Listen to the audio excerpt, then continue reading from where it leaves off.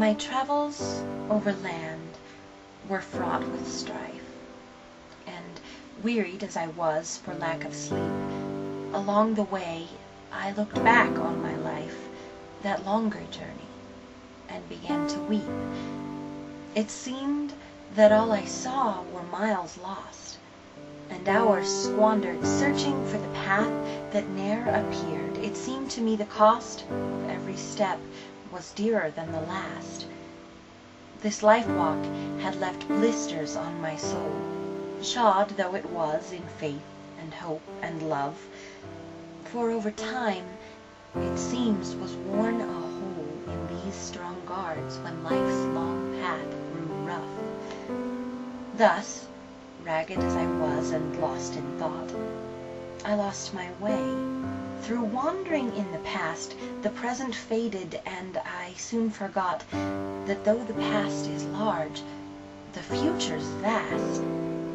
I looked about with panic-stricken eyes, when suddenly a voice arose within. "My child," it said, "do you not realize that where you are was caused by where you've been? But where you were will not help you to find the path that leads to peace and hope again. You see, the past is there for you to learn what happens with each choice you make, and how you might make choices differently and earn a new result within the here and now.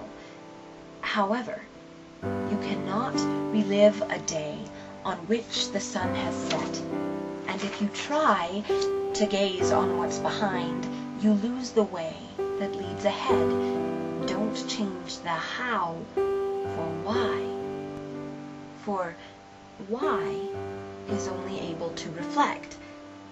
And while this musing can be of a use, the how is what you need in the respect of moving forward. Why is much abused." The voice, which pressed so suddenly upon my heart, then faded to a blissful calm. I sat to rest before I journeyed on.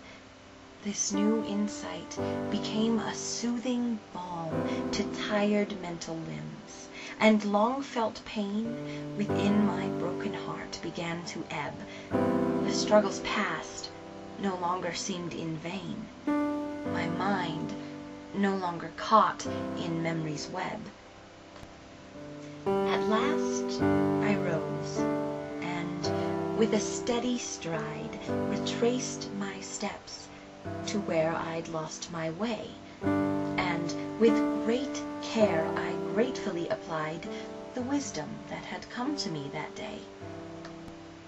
I looked back on my steps for where I erred, but focused on where I needed to be.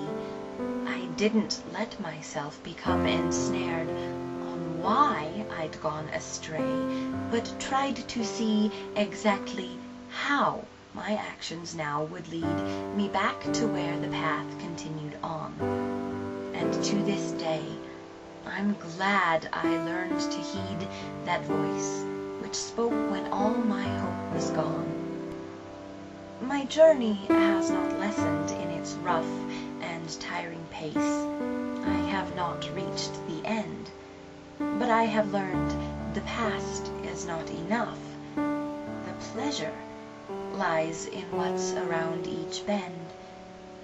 I look back now and then and wonder why I took some turns, but focus in on how I'll reach the place where pathway touches sky, and sing while walking in the here and now.